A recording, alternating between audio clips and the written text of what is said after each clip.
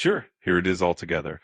Hello, everyone. I'm introducing this project, which aims to create a circuit generator system, a checkpoint generator, and the corresponding logic node. The goal was to enable an NPC vehicle, meaning a non-playable controller, using UPBGE's vehicle physics.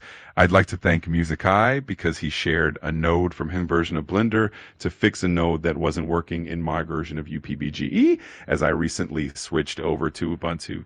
So I'm going to show you in real time what it looks like. In the debug properties at the top, you can see the loop state, which will move from one to the next.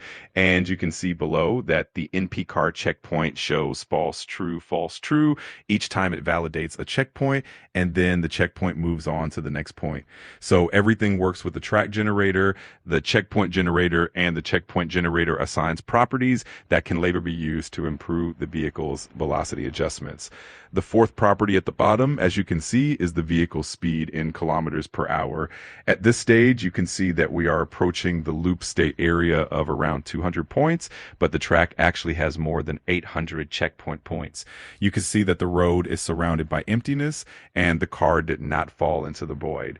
I created a rule that states that if the checkpoints are close together, the velocity is low, and if the checkpoints are far apart, the velocity is high.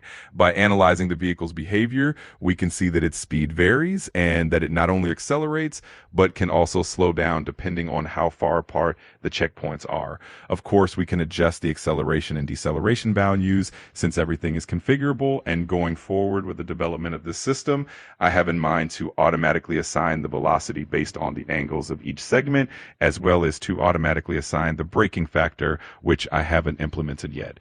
Thank you for your interest in this project, and I invite you to download the template once it becomes available on the Discord forum or on the UPBGE Facebook forum.